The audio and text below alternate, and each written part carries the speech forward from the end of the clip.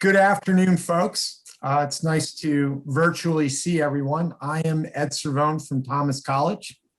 We want to welcome you to the third installment of our Education Innovators Speaker Series. The series is made possible through a partnership with Educate Maine, Thomas College's Center for Innovation in Education, the Education Action Forum of Maine, and the State Chamber's Education Foundation. The format is as follows. We will hear from our guest keynote on the topic of the day, and that will be followed by two main respondents. We will end with Q&A. People should utilize the chat function throughout to log some of their questions. And please remember, as you see on the screen, this is being recorded. Today's topic is entrepreneurship and innovation in schools. We are pleased to welcome our three speakers. Gary Schoeniger is the founder and CEO of Entrepreneurial Learning Initiative based in Ohio. Our main respondents are Michelle Anderson, and she is the president of Junior Achievement of Maine. And we're pleased to have Dan Ryder join us. He's an award-winning educator at the Overman Academy in Cornville. And so without further ado, I'll turn this over to Gary. Gary, welcome and thank you. Thank you, Ed. I appreciate the opportunity to present today. I'm going to try to do a quick, seamless screen share here. Hope the UPS guy doesn't show up so my dog starts barking. But anyway, thanks for inviting me to this. I'm very excited to talk to you all today. This journey started for me more than 25 years ago. I became obsessed with the idea of the entrepreneurial mindset. I wanted to understand how ordinary people, I'm not really interested in, the big name entrepreneurs, Mark Zuckerberg's, Elon Musk's, those kind of entrepreneurs. I was interested in the mindset and the methods of the everyday entrepreneur, the typical entrepreneur, people who might not have big ideas, access to venture capital, advanced degrees or, Ivy League credentials, right? How do those people manage to not only recognize opportunities that the rest of us overlook, but how do they mobilize resources and make things happen? Where do they get the resilience and the resourcefulness? Why are they, I think one of the most interesting things that I've gleaned from this research, well, I don't want to get too far ahead of myself, but one of the fascinating things I observed in entrepreneurs is they seem to have a very unique desire to learn. And that's really what I want to sort of be the theme. I'm trying to connect this idea of entrepreneurship education and the desire to learn. So one of the things that I did over the last decade or so is I've traveled around the world interviewing hundreds of what I would call these everyday entrepreneurs, underdog entrepreneurs, and exploring the research to explain the behavior. And I've got to meet a lot of amazing people. I could tell you a lot of amazing stories of people that came from nothing. I want to tell you one story very briefly. A man I met in Tulsa, Oklahoma named Clifton Talbert, who explained to me that he was born in the Mississippi Delta in the 1940s, came of age in the 1950s, was born to a teenage mother, didn't know a father, and he was living with his relatives in this small cotton community. And he said to me that it was his Uncle Cleve that owned the local ice house that taught him how to think like an entrepreneur. And Clifton is not only a Pulitzer-nominated author, but he was one of the initial partners in the Stairmaster exercise companies, done a number of entrepreneurial things. And when I asked him, how did you learn how to think like an entrepreneur? He introduced me to this picture of his Uncle Cleve, and he said, this is the man that taught me how to think like an entrepreneur. And so Clifton and I wound up collaborating. In 2010, we published a book called Who Owns the Ice House? And there are 8 life lessons from an unlikely entrepreneur. This became the basis of a curriculum that was funded with some initial resources from the Kauffman Foundation in Kansas City. It became a curriculum that spread across the world. It's designed to teach students how to think like an entrepreneur. And I think there's some of the findings from our research have far-reaching implications, and not just for people that want to start a business, particularly for people, for educators. And as you all well know, the world has changed, and it's changed in ways that now require everyone to be more innovative and entrepreneurial. Now, I don't mean to say that everyone should start a business. I mean that everyone is going to need to be more innovative and entrepreneurial. So another way to think about that is to say that the mindset that once enabled us to succeed is rapidly becoming obsolete. So what is that mindset, right? We're all talking about the entrepreneurial mindset these days, but I've often asking people, people ask me, well, what is an entrepreneurial mindset? And sometimes my response is, to say, well, tell me what is an employee mindset, right? Where's the difference between an entrepreneurial mindset and an employee mindset? Food for thought. The future belongs to those who can think like entrepreneurs.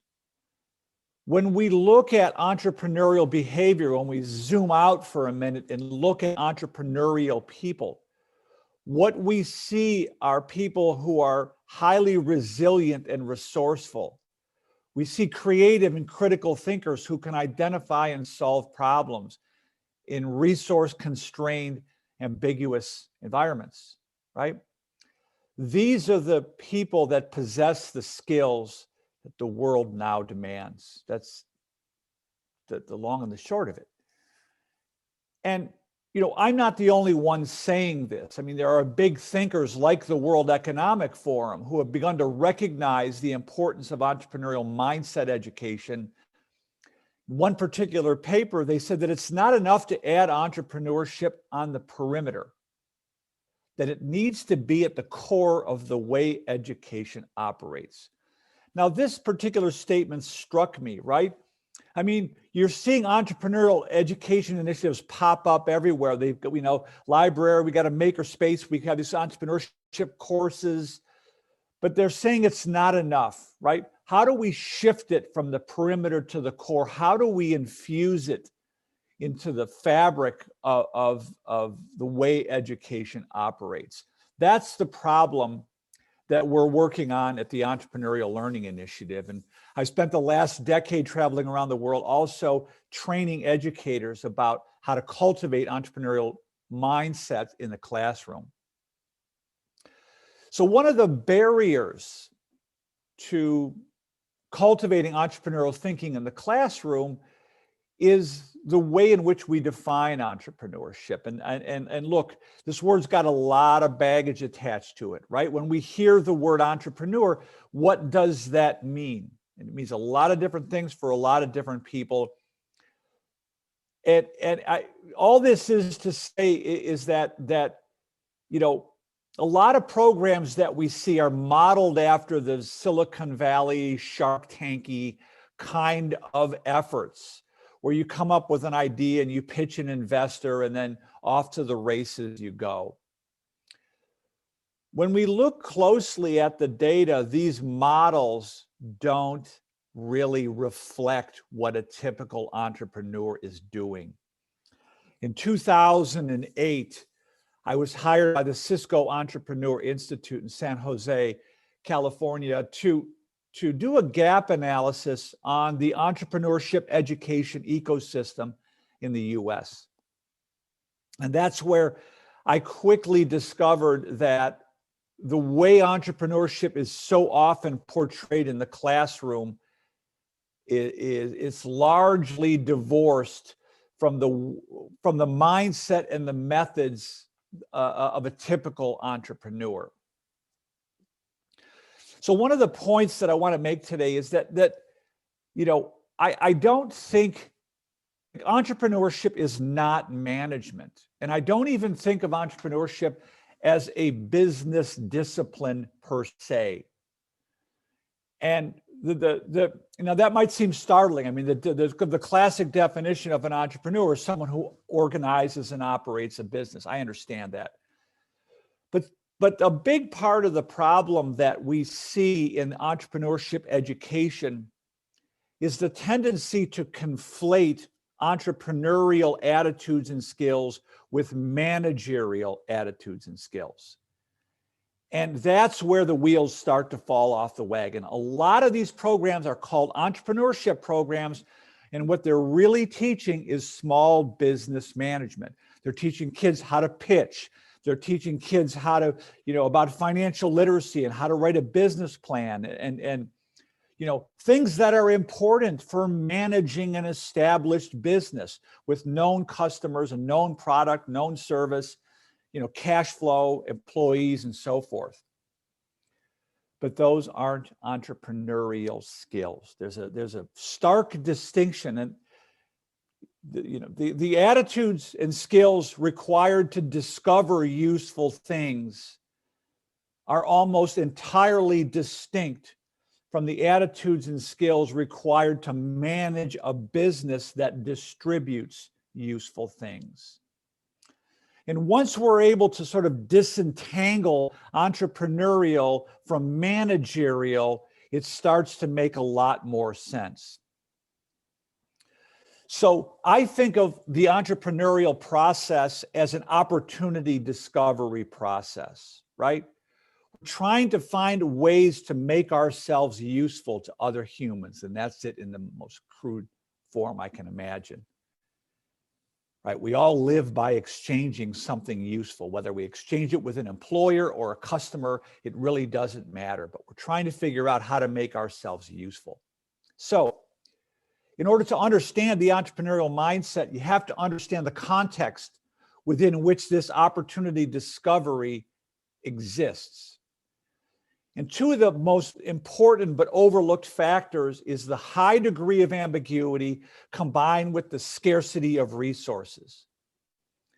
And those two contextual factors are absolutely essential for developing entrepreneurial attitudes and skills, right? Essential. They're not incidental. They're absolutely essential. If there's no ambiguity, that means somebody else can tell you how to do it.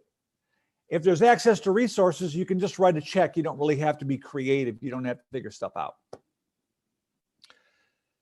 So the connection is found when the entrepreneurial person has evidence that what they are offering is useful to other humans, right? So this is an evidence-based process. And another very important point that I want to bring here is that when we look at entrepreneurial behavior from a macro perspective, they're behaving very much in a way that's aligned with the scientific method, right?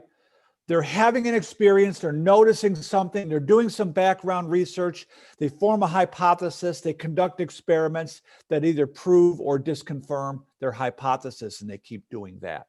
So now, I wouldn't tell students that it's a scientific method because it might freak them out, but that's basically what it is. The main point here I want to make is that it's an evidence-based process. It's not gambling, it's not fortune telling, it's detective work. So how do you figure out how to make yourselves useful when the path isn't clear and the rules are not yet well known? Three basic categories. You need problem finding skills. This requires empathy, curiosity, observation, and inquiry. Requires problem solving skills, creativity and innovation, critical thinking, experimentation, adaptation, collaboration, teamwork, networking, effective communication, and resourcefulness. It also requires the ability to become self-directed, to have an internal locus of control, to tolerate ambiguity, to be a self-directed learner, to become self-aware, and to develop resilience, which we know comes from optimism. The point is simply this: entrepreneurial skills are 21st century skills.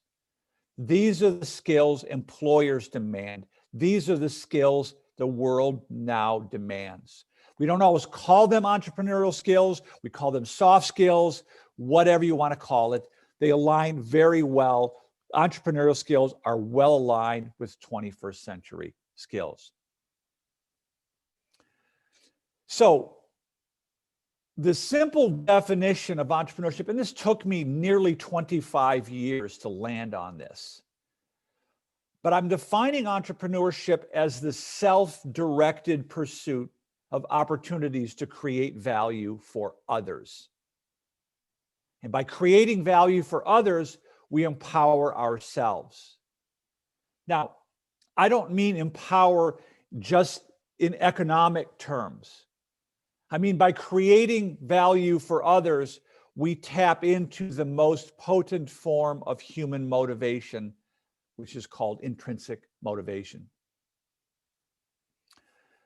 So what I'm saying here is that after interviewing hundreds of entrepreneurs across the globe, after studying the research in behavioral, cognitive, social psychology, sociology, I've come to recognize that non-entrepreneurial behavior is learned. That not everyone wants to start a business, but we're all innately driven to be engaged in work that matters, to want to contribute to the greater good, to have a voice, to have some autonomy, and to be recognized for our contribution, and to see our efforts lead to something, to a path to prosperity and meaning in our own lives, right? All this is to say that the entrepreneurial spirit is the human spirit. It's not just in some of us, it resides within us all, right? And so my philosophy around entrepreneurship is rooted in the humanist psychological perspective, this from Rogers and Goldstein and Maslow and others, that the master motivator, as Goldstein called it, is sort of the organismic tendency, the striving towards a self-actualization. So when you zoom out and you look at an entrepreneurial person, all you're really seeing is a human being trying to self-actualize. When we encourage students to pursue their interests and develop their abilities in ways that contribute to the greater good, in that overlap is where they will become optimally engaged. And we've seen this over and over and over again with the Ice House program in classrooms and communities across the globe. The letters we get, the feedback we get from facilitators, from students, from their parents. I can't believe the change I've seen in my son or my daughter, right? It's the intersection of, let me say it like this. When we're able to pursue our own interests and develop our abilities in ways that contribute to the greater good, we don't need to be coerced. We don't need to be manipulated with carrots and sticks. We become intrinsically motivated to learn. So I don't think it's the solutions here aren't that complicated. When I zoom out and look at what entrepreneurs are doing, they don't know they're doing this, but what they're doing is experiential problem-based learning. They're self-organizing in small teams, and they're trying to solve problems that have some sort of meaning to them. They're engaged in lifelong learning. They're engaged in peer-to-peer learning. They're teaching each other what they're learning along the way. And I think most importantly, they're engaged in self-directed learning, right? They're operating from a deeply held, mostly unconscious assumption that it's up to me to figure out how to make myself useful to other humans. And the more useful I become, the better off I'm likely to be. So that's my story. I'm sticking with it. I'm going to end it there. I look forward to your questions or comments after the panelists. Again, thank you for joining us today. I'm going to stop sharing.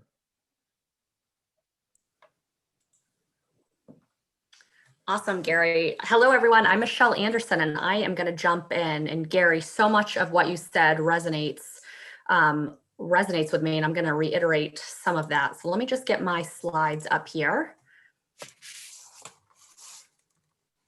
Let's see. Let me stop sharing for just one moment.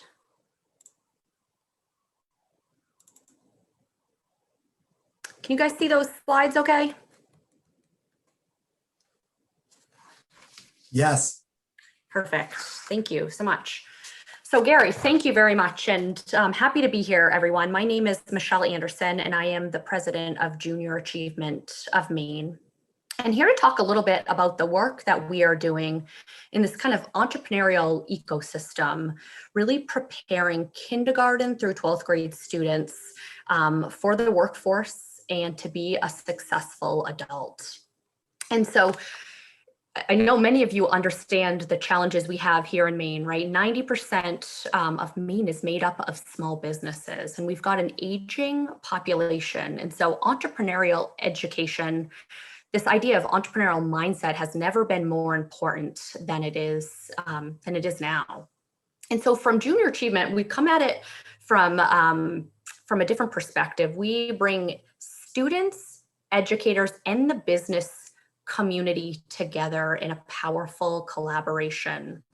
And so for those of you who are not familiar with Junior Achievement, I'm going to give you a short snapshot of the organization and give you a few ways that we are partnering and helping to instill this idea of a desire of continuous learning, which it complements some of the work Gary was just talking about. So Junior Achievement's a nonprofit organization, and we partner with school districts across our state to build an educational path to programming that really focuses on three key concepts around workforce development, entrepreneurship education, and financial literacy.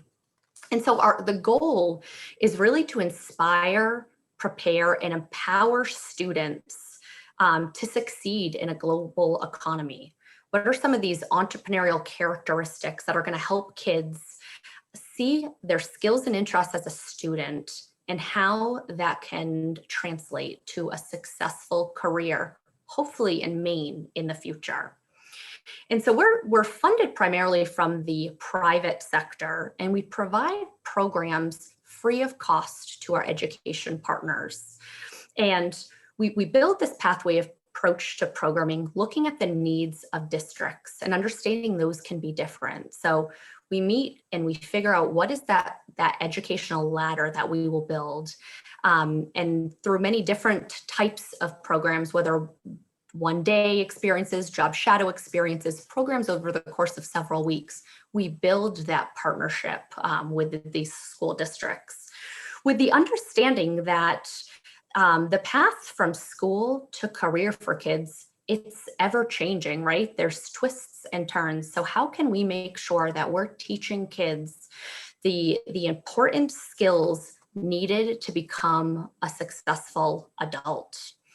And so as an outside resource for educators and for school districts, we want to make sure that we are really seen as an enhancement. So making sure that we meet a lot of the main learning results, the guiding principles. So this isn't seen as an outside person coming in, that we can really enhance and help teachers in this great work that they're doing.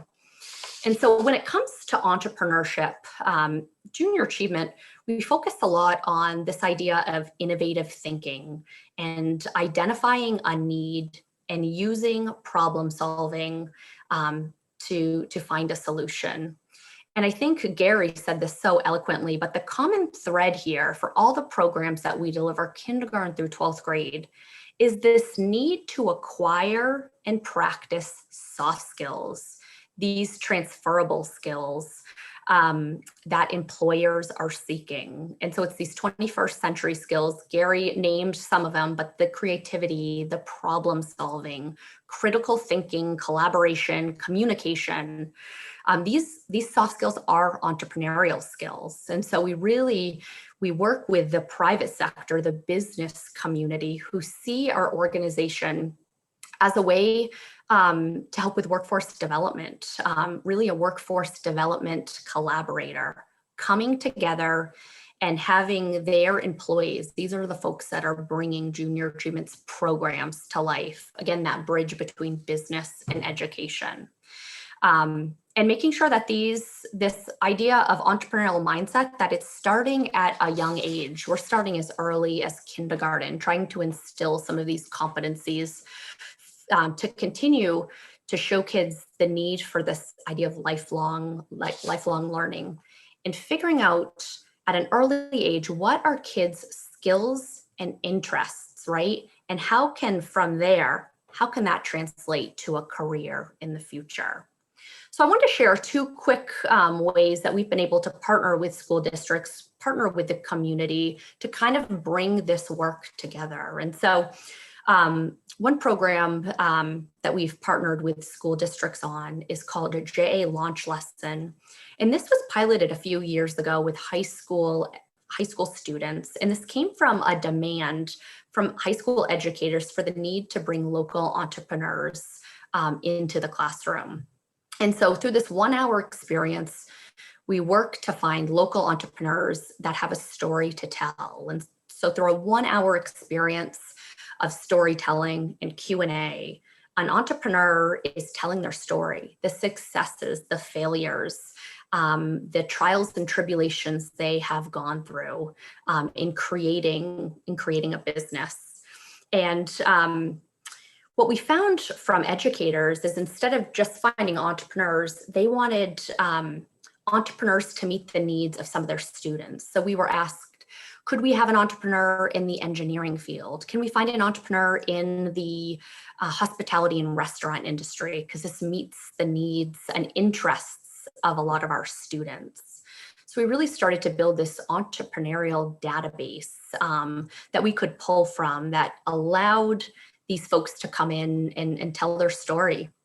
And a big piece of the work Junior Achievement tries to do is help with the raising of aspirations, right? So if kids can see themselves in some of these mentors and entrepreneurs coming in, it helps provide that motivation, that relevance, and the need to want to stay in school, find their interests and their skills, stay in school, and define that successful path into their future. So hearing firsthand from entrepreneurs really helps ignite that spark, right, in students, and really helps show a real world application to entrepreneurial thinking. So the last example I'll share, and then happy towards the end of the presentation to take some questions. But this is probably the largest way that we foster entrepreneurial education. It's through a program called Junior Achievement Titan Challenge. And Titan Challenge is for high school students in our state, a simulation-based program in which high school kids compete as business CEOs in the phone industry. And so kids are solving a real world problem. They are figuring out how organizations evaluate alternatives, how they make decisions, how the decisions they're making affect other companies within their sector.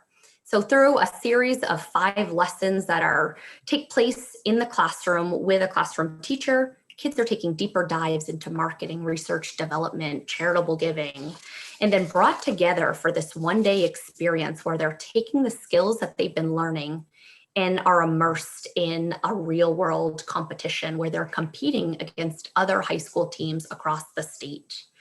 Now, normally this takes place on a college campus or at a business. This is kind of an out of classroom experience that takes learning to a different level. This year it was remote. If you see on the screen, we use this really neat platform called Remo, which is essentially a giant ballroom. So whether kids were remote, whether they were in classroom, they could jump onto this platform, meet with their team to collaborate and strategize for how to run this business. And, you know, Gary talked a lot about this desire for continuous learning, and really pleased with the student feedback and evaluation data, even just from this competition that took place last week, actually. You know, 84% felt that an experience like this would make them more successful in their future. 85% of the students who participated said this made school more interesting. 96, this optimism, this idea that I feel like I have control over the success in my life. So teams compete, they go through the ups and downs of running a business. Winning teams receive scholarships for post-secondary education, which is really exciting.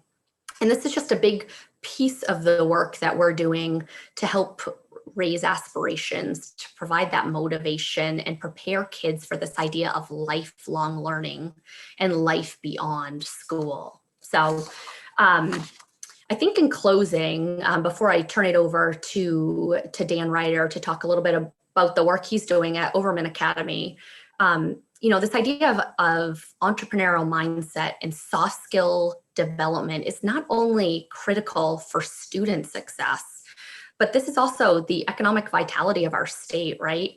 Entrepreneurial skills are the transferable skills that employers are demanding. So if we can start that education as early as elementary school, we are setting kids up to continue this lifelong desire to learn and prepare for their future.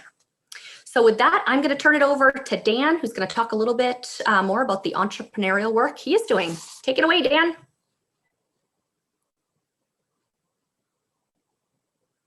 Hey, thank you, Michelle. I appreciate that, and I appreciate all the work that you do. I am going to try to do something a little experimental here. I am going to try to live sketch note my comments today, and I haven't done this in a live webinar yet. So Jason foolishly gave me the green light to try, and so I'm going to, and hopefully this is going to work. So I am going to share my screen here. Just a moment.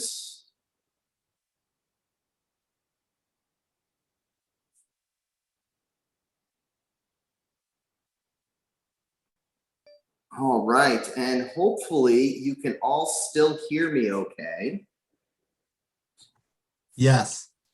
Thank you, excellent. All right.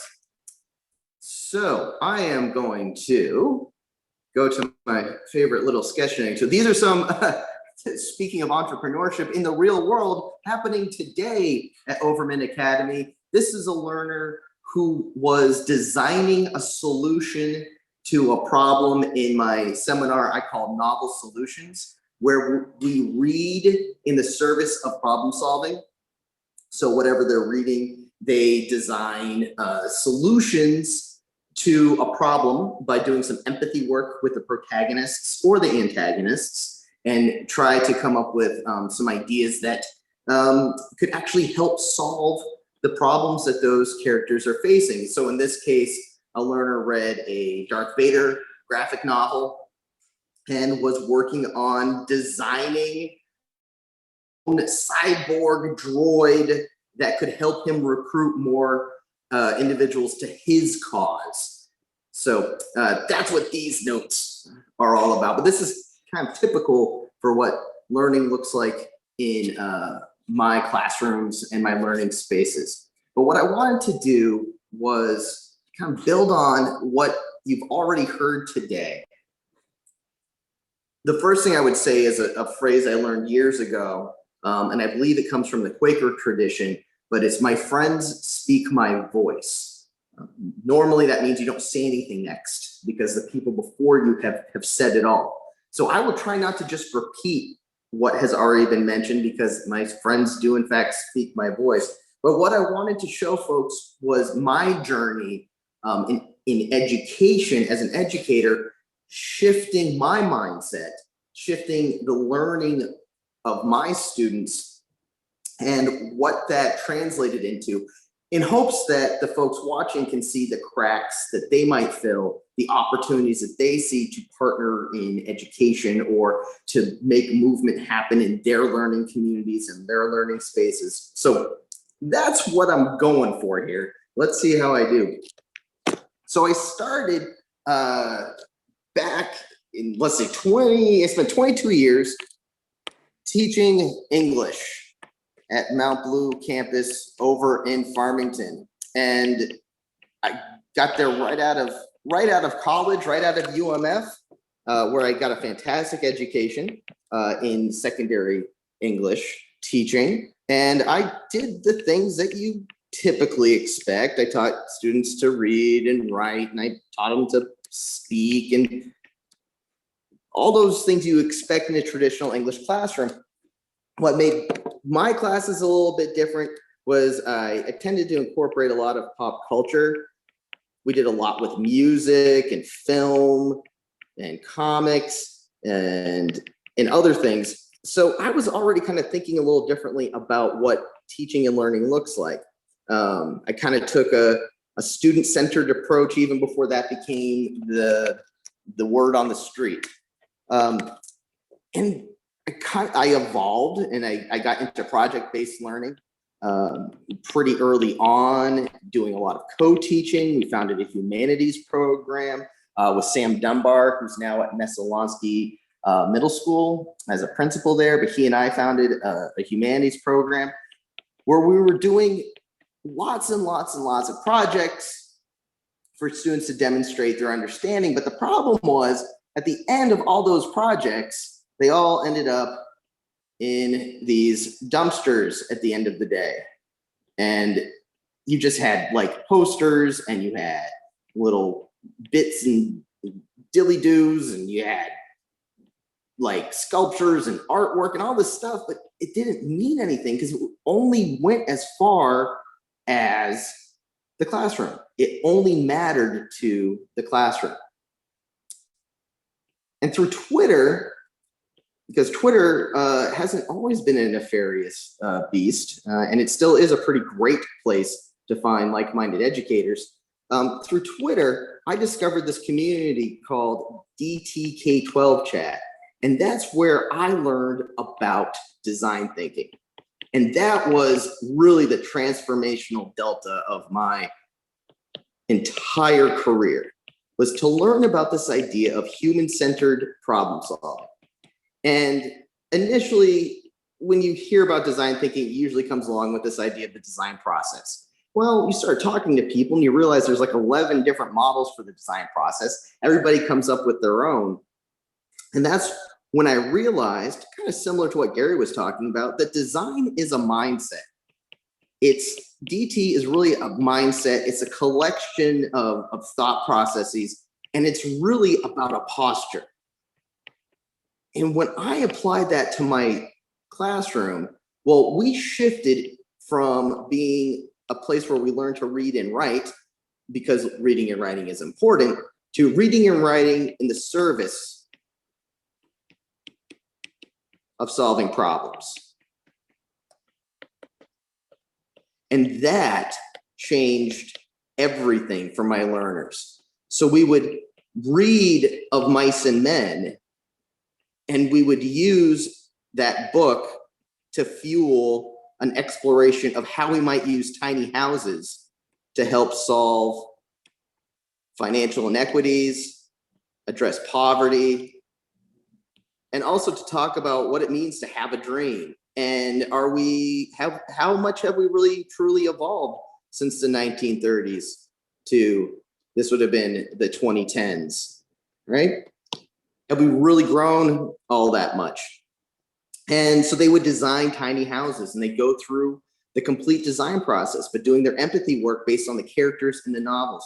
We did a lot of work like that in my classes. That eventually led to me partnering with my good friend Becky Dennison. We had an opportunity through Gear Up Maine to get quite a bit of grant money. And Becky and I had this vision for a makerspace that I desperately wanted to have on campus, because I saw the power of students building and creating in order to learn things. This belief that if they make it, if they build it, they will understand it, right? If they build it, they'll get it.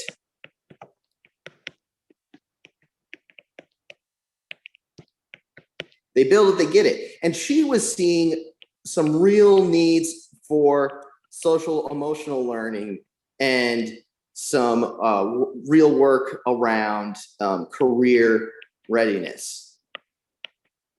And so we saw this opportunity to create a combination of those two spaces. And we created this thing that we called the SICK. And the SICK stood for the Success, spelled wrong, and Innovation Center. And the idea behind it was we want to embrace new ways, new pathways for students to be successful. And that's where the innovation piece comes in. We want to provide new paths. And all of this is building and growing their capacity for problem solving and for thinking, like we've heard before, like an entrepreneur, seeing cracks, seeing opportunities, and doing so through a human lens. What do you have that you can use to help solve problems? And more importantly, as I grew in my understanding, how might you partner with those who are experiencing problems and get into a place where we're doing more co-design and less savior status and more working together with others and working with those experiencing problems to truly meet their needs. So the Success and Innovation Center was really a problem-solving studio. Anyone on campus, any teacher, any student could come in the door and we would say, how might we be helpful? And it could be something very academic, like they need to do a project. And we had 3D printers and we had the art supplies and we had tools and we had all kinds of physical stuff so we could do academic work. But then they might also talk about, they might be in a financial situation, like they got kicked out of their home and they're experiencing homelessness.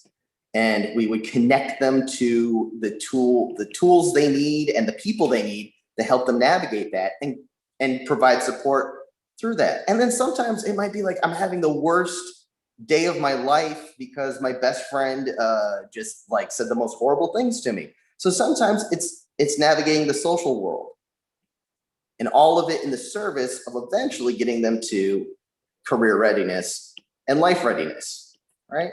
And at the same time, we were helping educators integrate design into the classroom. So we would co-teach and I would go out and push out and co-design units and lessons. And it was a pretty symbiotic relationship between our center, which was a repurposed faculty lounge, and the rest of the building.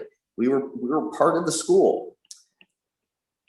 Unfortunately, at the end of our grant life, our local district didn't see the value in it the way that we did, and our superintendent at the time didn't either, unfortunately. So I started keeping my eyes and ears open for some other places doing the type of teaching and learning that I'd come to value, because I was getting the impression that maybe I wasn't going to be able to do that at Mount Blue any longer. And that's when I learned about Overman Academy.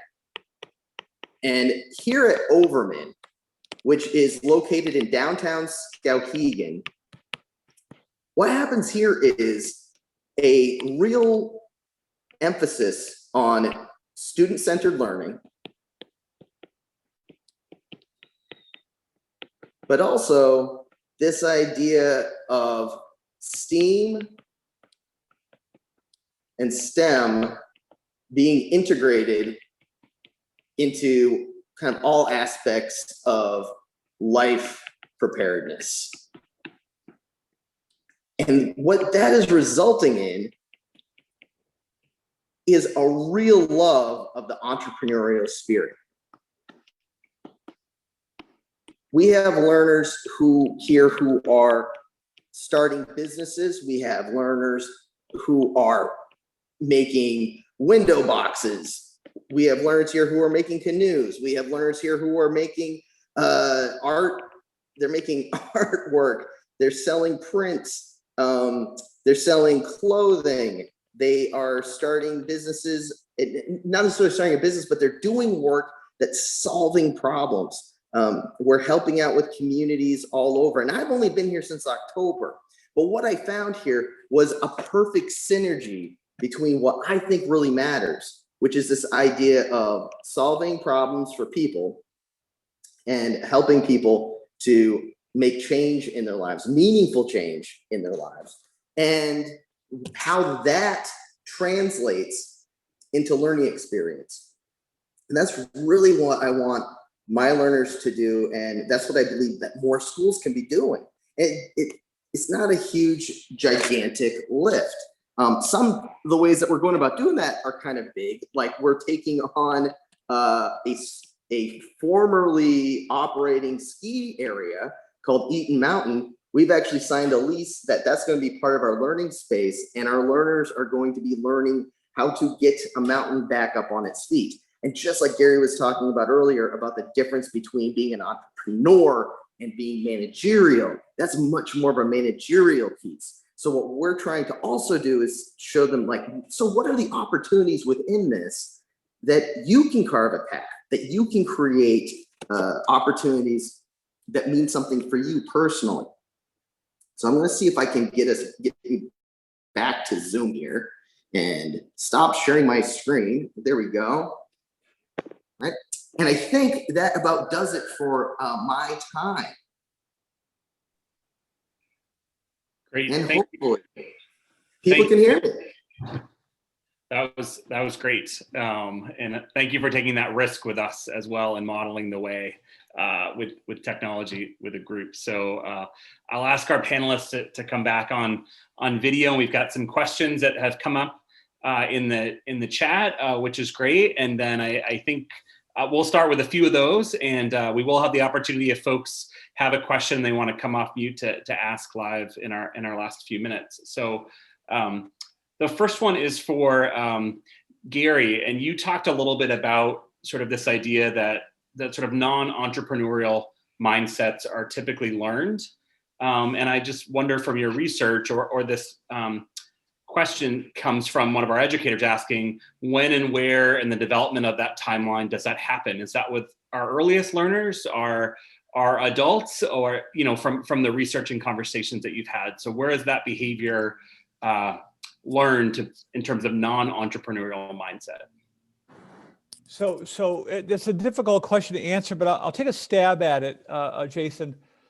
So we know from the data that, preschoolers will ask their parents somewhere between 25 and 50 why not, what if questions per hour, which can be very, very annoying if you've got like preschoolers at home. If you live through that, you know what I'm talking about, right? But the evidence is quite clear that almost the moment they set foot in school, that stops. And by the time they're in 5th grade, it's gone. And so Gallup tracks this data that in 5th grade, about 75% of students are engaged in learning. And by the 12th grade, it's only about 35%. And so I want to use that question, Jason, to answer another question I saw in the chat. We can kind of weave these two things together. Look, school has been historically about the transfer of explicit knowledge. We've got to take what is known and we've got to transfer it to other people.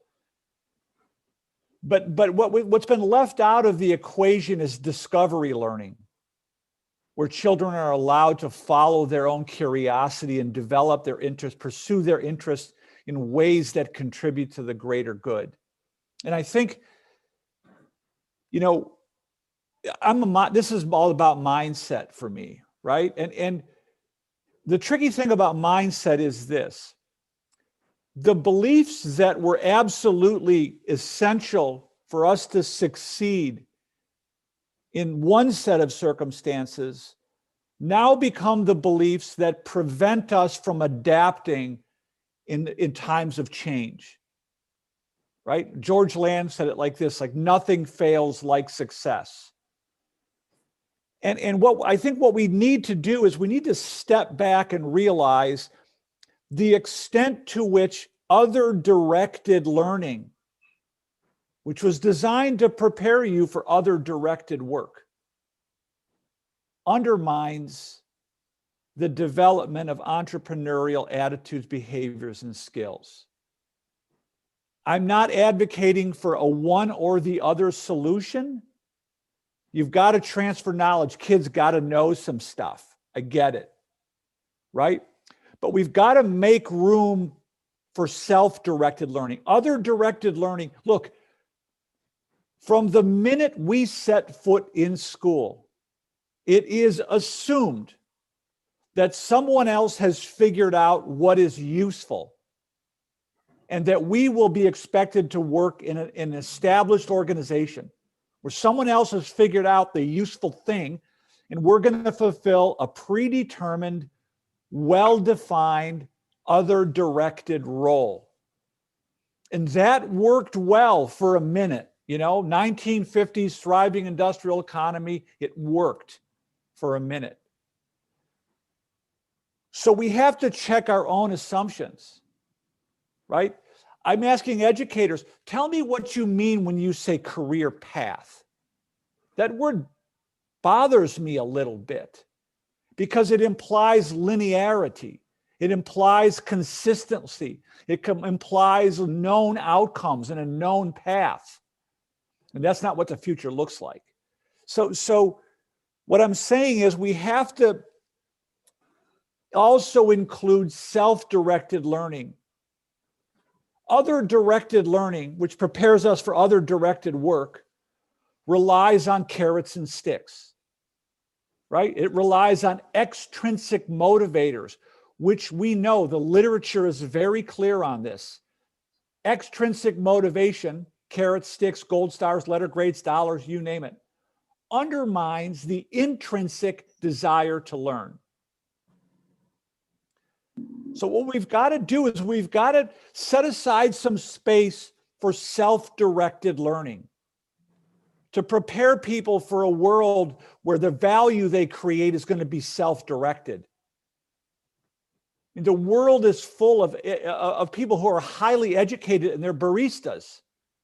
They've got a master's degree, but they have no idea how to make themselves useful to other humans without a system already in place.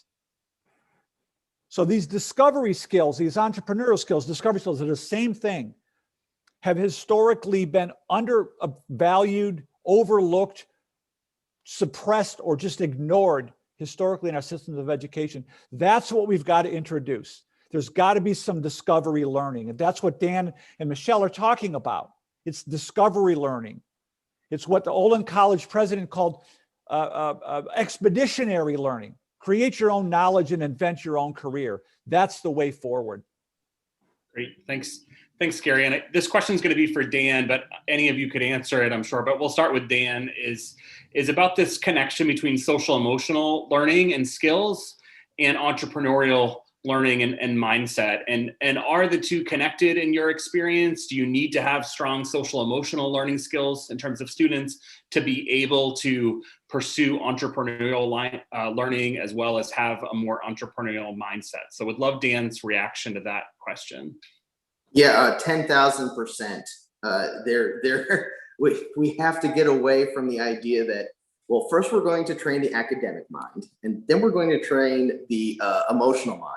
And then after we get done with that, then we're going to train the physical body. And then when there's a little bit of time after that, that is the assembly line system that worked really well in the 1950s and the 1960s and created a generation of really wonderful workers who did some really wonderful things. And the world does not look like that anymore. And we know that. We have to start seeing things as more equal. If we teach learners to, not so much teach them to, if we help foster stronger social emotional health, in all of our learners and in all of our educators for that matter, then we're going to be better positioned to help them problem solve, because they're going to know what resilience looks like and feels like. And they're going to know what it feels like to the difference between an okay struggle and a not okay struggle, the difference between anxiety and a setback, right? And the more we can do to grow all of those capacities, I know it's like how we do more of it. That shifted, that's the piece that has to shift of all things, is this idea that, well, it's just one more thing to do. No, it's one thing to do in synergy with the others. We have taken this approach so long of we have to keep adding on. I don't do all of the things I talked about and just teach how to write an essay and teach how to decode a text. I do them all in concert with one another. They can all work together, right? It's hard to make that shift, but once you start doing it, it becomes more and more natural. But so the short answer is yes, absolutely. The long answer is it's difficult and it's super important. Great. Thanks. Thanks, Dan. We've just got a couple minutes left, but I want to go to Michelle next. Not just for your experience with junior achievement, but just based on the conversation today, if I'm an educator and I want to get more involved and learn more about entrepreneurship, the programs here in Maine, the programs across the country, people in my community, what are some next steps that you might suggest, Michelle, on how folks, with us today might be able to get connected with more of this curriculum, more of these resources, et cetera? Yeah, it's a great question, Jason. And we're always looking I think there's so many organizations. I think there's been such a disconnect between education and the business community. We always hear, right, they don't talk to each other, that kids are graduating, they don't have the skills to take on some of these jobs that we have. So we've got to work in tandem to get kids, learning these skills and making sure that they have that love of learning. I keep going back to both Dan and Gary have said that if we can build this if kids can see the relevance of their education and how it's going to help them succeed in the future is so important. And success for students and their families can look different for everyone. I mean, that idea that the linear path to careers, it's not linear. There's going to be so many twists and turns.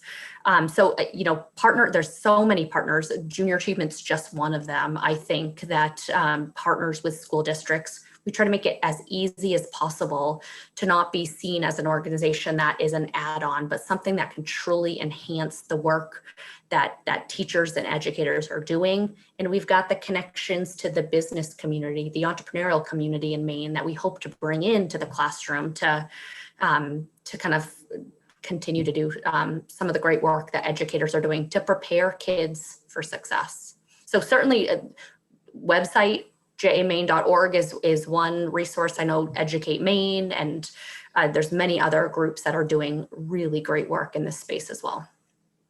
Great, thanks, Michelle. And we've just got a couple more minutes and then we'll wrap up just to respect folks' time. And want to ask a similar question for Dan and Gary. So for Gary, for you, if Maine educators want to hear more about the work that you're doing, how would they learn more? What would you suggest as a next step? So here's the easy, my shameless pitch. Buy this book, Who Owns the Ice House? 8 Life Lessons from an Unlikely Entrepreneur. You can buy it on Kindle, Amazon, whatever. It's on audiobook, whatever. Clifton is an amazing storyteller. He's got an incredible story. That's a very simple way to engage. This is being used.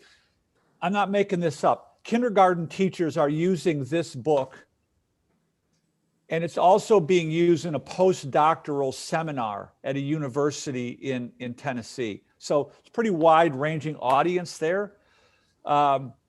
But we have, we offer a free webinar every month about the entrepreneurial mindset education, how to cultivate in the classroom.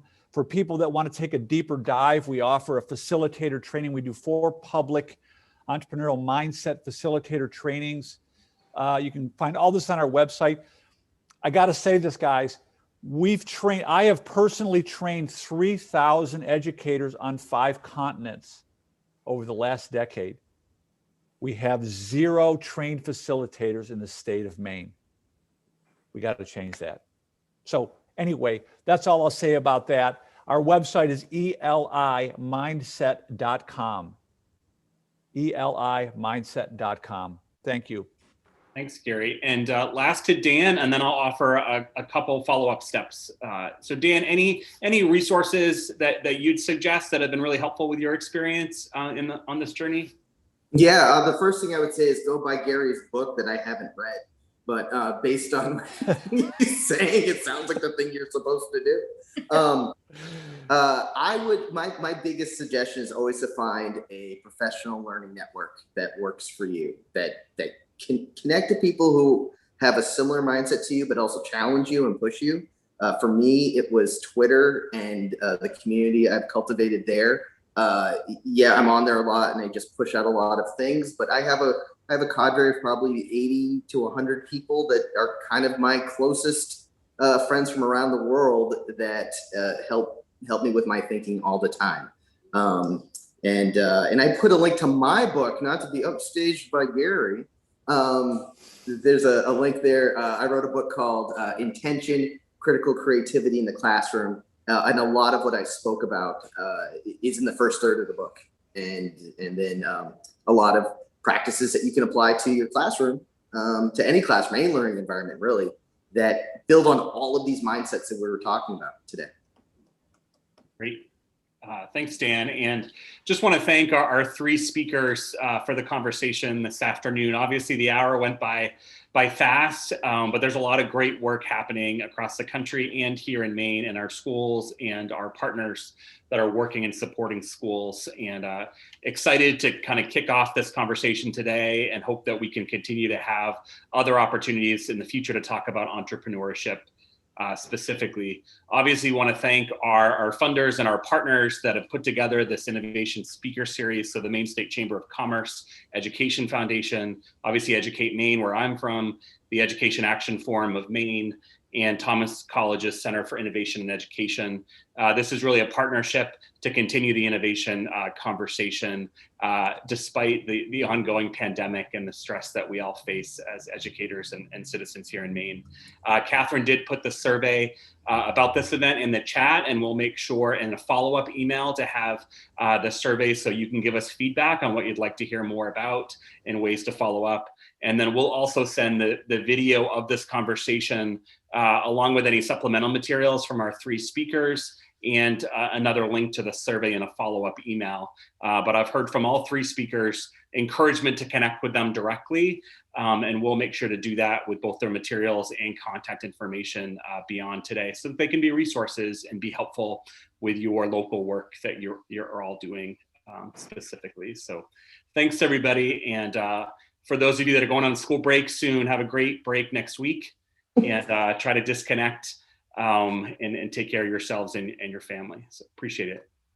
Thank you, Jason. Thanks, Gary. Thanks, Bye, everyone. everyone. Thanks, Thank you. everyone. Thank you.